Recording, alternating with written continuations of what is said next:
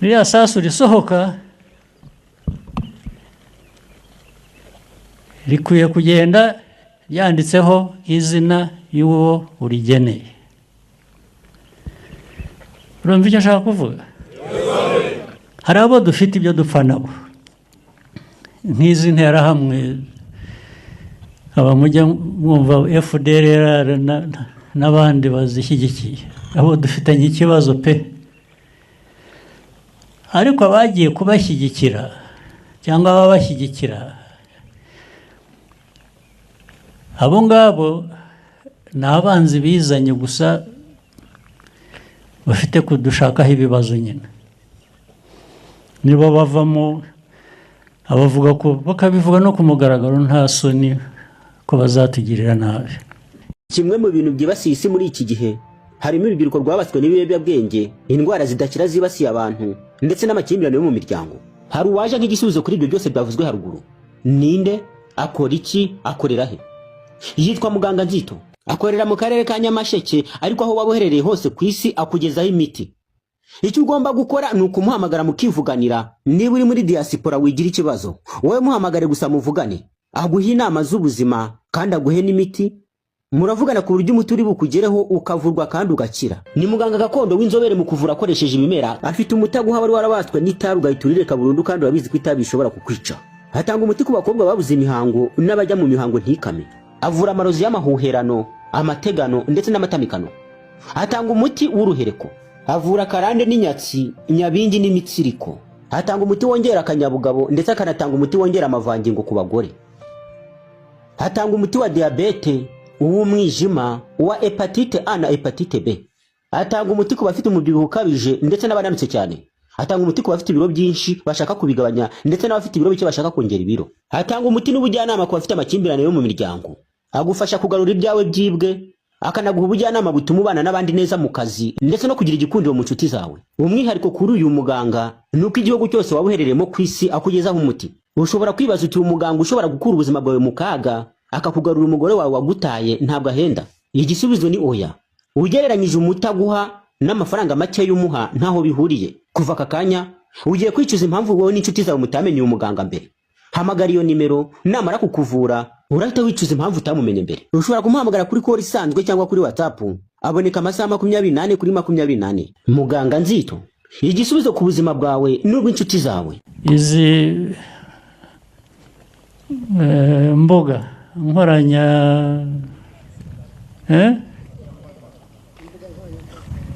nkoranyambaga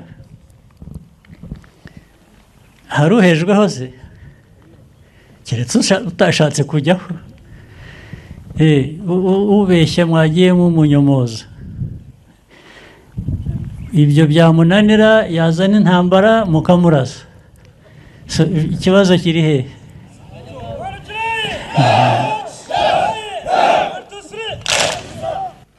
Ibirura murabizi, ibirura, hari abantu b'ibirura bameze, uhindukira wareba hirya bagashikura kawe bakagatwara, cyangwa se nawe bakagutwara. Ariko RDF ikishinzwe ni ukurinda u Rwanda, ni ukurinda abanyarwanda ngo batazaribwa n'ibirura. Murabyumva? Murabizi, ntabwo imyaka irashira ari myinshi, iyo ubona abantu bajya ku maradiyo nta soni, nta kwikanga, bakavuga ko bagiye gusenya u Rwanda, bazavanaho ubutegetsi bw'u Rwanda, bashyireho ubwo bashatse, bazica bakize abo bashatse. Ku maradiyo bakuru b'ibihugu bakabivuga. Ibyo bidusubiza inyuma bamwe, tukumva muri ya mateka twumva noneho hari abashaka rero kugenera u Rwanda ibibi burya ni ukuvuga rero ngo tugomba guhora twiteguye kuko kugirira nabi ntitumenye aho avuye ntitumenye igihe abishakiye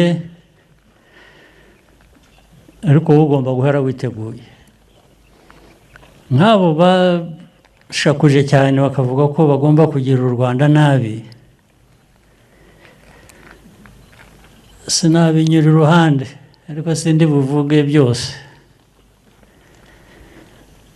niho natangiriye mbashimira kubera ko babonye ko kugira u Rwanda nabi bitoroshye wenda nibamara kuruhuka nyuma y'indi myaka 5 bazongera bagerageze ariko bizaba nka kwa kundi cyangwa birusheho kuba bibi kubashoje intambara ku Rwanda nibyo RDF mbere na mbere ishinzwe ni wari gukoresha iriya mbunda cyangwa izindi zitamuritswe hamwe kwiga kuzikoresha kugira ngo bigere gute kuzikoresha kurasa umwanzi kurasa wakuzanyeho intambara kuyikoresha gute rero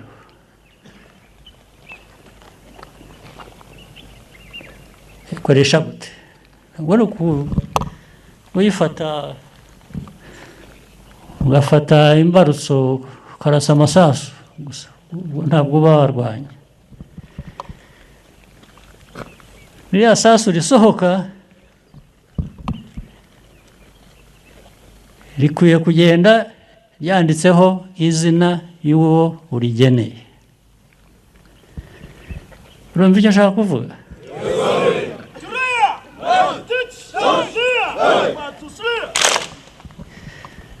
gufora murabizi urafora abo ari ugufora gusa ngo ure kuri isasu rigende urafora rikagenda ugahamya iyo ugiye gutangira 1 2 3 kuri target imwe bitajyaho ubwo hari ikibazo ari ukuvuga ko muri ya masomo cyangwa se muri wowe na nyuma y'amasomo hagomba kuba hari ikibazo ugomba gukosora kuko iyo utabikoze utyo n'undi arafora sibyo aragutanga uraguma muri ibyo ubahatisha baraza kukubona ariko hari n'ikindi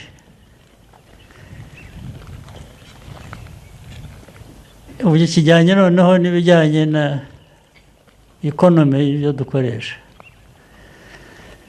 nujya kugera kuri target ari uko wakoresheje amasasu 10 amasasu 10 ni ukuba n'andi 10 n'abandi 10 n'abandi 10 yabaye menshi ese uzajya uhora ubona amikoro yo guhora ugura amasasu yo kwangiza kandi hari amasasu amwe hari ibisasu mwita ibisasu bimwe bisigaye bihenze cyane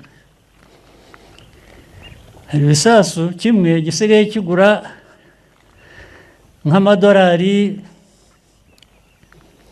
3,000 5,000 rimwe ntabwo nirwa njya mu magambo menshi abisobanura niba mwiga niba mukurikiza umwuga murabyumva. Niba ari icyo ugomba guhanura mu kirere ukohereza kimwe ukohereza ikindi ushakisha, ubwo kimwe 5,000 wohereje ikindi 5,000 urahushije ibindi 5, ubwo ni 15,000 ushakisha by'amadolari. Iyo ntambara uzayirwana ute? Ayo mikoro azava he? Ubu ni ukuvuga ngo urafasha umwanzi. Umwanzi ashobora no kukwihorera ya masasu ahenze akabanza akagushyiraho, sibyo? Ibyo ni byo mukwiriye kuba mutekereza inyuma y'ibyo byose byaho munyura, ibyo mwigishwa, ibyo mubwirwa. Ndagu murazizi, ntabwo ari byo kuraguza. Iyo bigiyemo kabaye barakwica rwose. Umuti uri muri wowe, uri mu cyombo cyawe, uri mu ko ugikoresha. Ntuzakubeshya ibindi, uzamenye ko ariho yakuguriye coffin. Ni iki? Isanduka.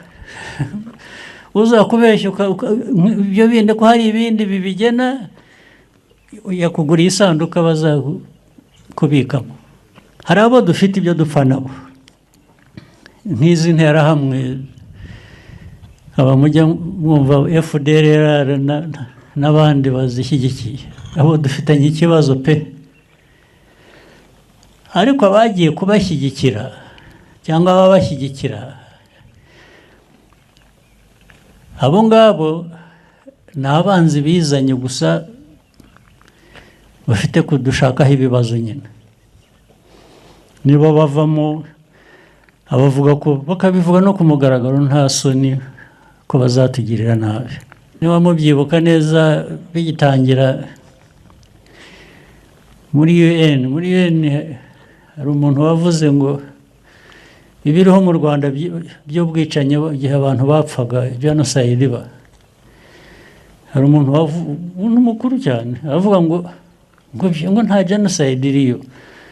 Ni nko kuvuga ngo abo ni abaginga b'Abanyafurika bicana nk'uko basanzwe, niko babaye. Abanyafurika baricana, bafata amacumu bakicana, bafata imihoro bagatemana. Ni ubuginga bw'Abanyafurika.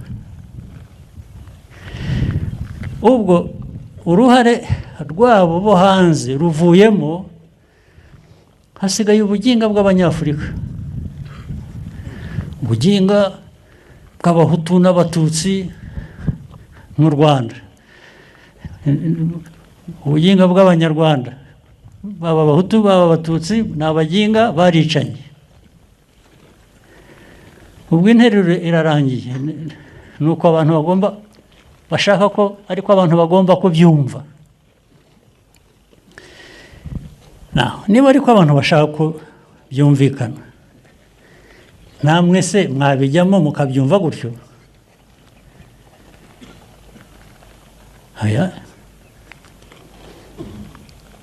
Kuko u Rwanda ni urwacu, tugomba kururema uko rukwiye,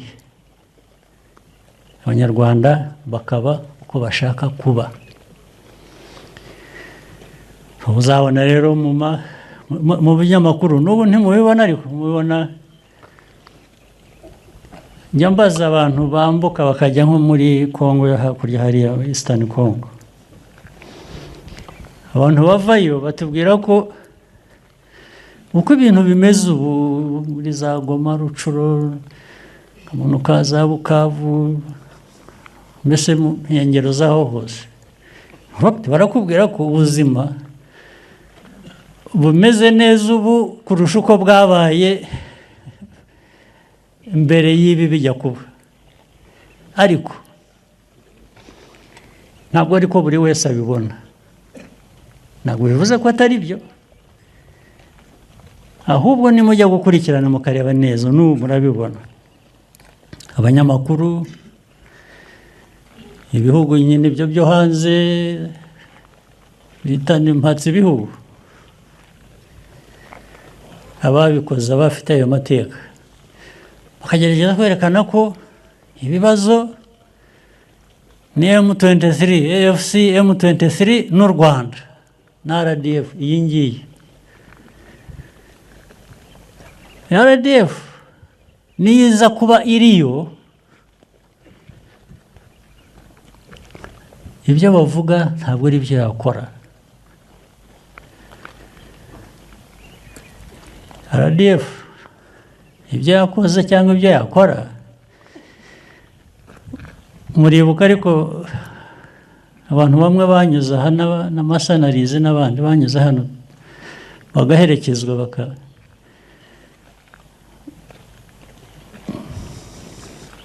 bakabaha bye bye ngo batahe iwabo neza mu mahoro. Ni RDF yabikoze. RDF y'inyicanyi iba yarabisheka, niko byagenze se. Hanyuma se ubwo ujya gushinja RDF akavuga ngo niyo ikora ibintu byose bibi muri Congo, muri Eastern Congo, yabiherahe? Kandi bakabikora ku buryo ari interahamwe, ari wazalendo, ari government iriho ubu ya Congo, ibyo ikora, ibyo yakoze bibi bigaragarira buri wese, byatumye n'impunzi zivamo zikaza hano, abandi bakicwa, n'uyu munsi abantu barakicwa. Byo ntabwo bajya babivuga, ntaho njya mbona yewe bivugwa byandikwa. Nabo rero muri Eastern Congo iyo badusaba imfashanyo tuba twarayibahaye, usibye tuzanaho ibibazo badutera kuri twe, batubwira ko twe tubibatera, ariko iyo bashaka ko dufatanya kugira ngo bagire umutekano natwe tuwugire rwose, niyo ari intego yacu igihe cyose. Ariko ntabwo ibintu byose bigenda nk'uko umuntu abishaka. Tuzakomeza rero gufasha, gufatanya n'ababishaka ndetse n'ababidusabye, kuko ibyo byose aho twagiye tujya n'ab'icyo gihugu babidusabaga, ntabwo twagiyeyo gusa, ntabwo turi abacanshuro. Dukora ibintu bizima byubaka, dukorana n'abandi babishaka. Ntabwo igisirikare cyacu ari igicanshuro, ni igisirikare cy'u Rwanda kirinda u Rwanda. Undi wagisaba ko bafatanya bakirinda nabo tuba turi tayari. Naho izindi ntambara zigenda zihindura isura, uyu munsi ni urw'amasasu, ibikurikiyeho bikaba iby'abanyamakuru, bikaba by'abitwa human rights. Human rights rero, izi institutions za human rights zo ni nk'aho abanyarwanda badakwiriye rights, ni nk'aho twebwe nta human rights dukwiriye.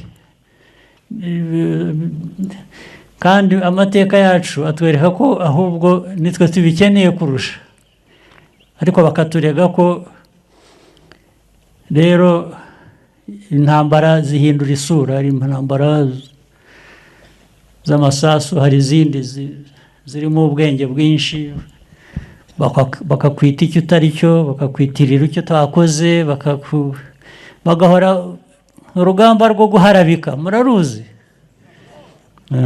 Urwo nirwo rusa nkaho rugezweho kuri twe, ariko rero narwo murufitiye intwaro, ubundi sinzi impamvu namwe mutarurwana. Abantu bajyaho kuvuga gusa, mwe mwananirwa kuvuga se mwabishatse. Ibintu bajyaho bakajya hariya bakavuga, mwagiye mubasubiza ko mwe mufite n'ibyo mushingiraho mubasubiza. mujye mubasubiza izi mbuga nkoranya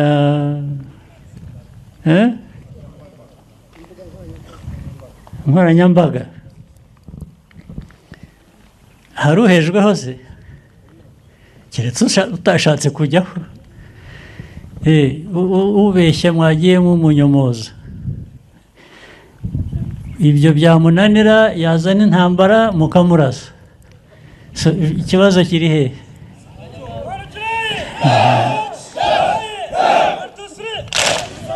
ni ibyo rwose ntimukirwe mwivuna muhangayika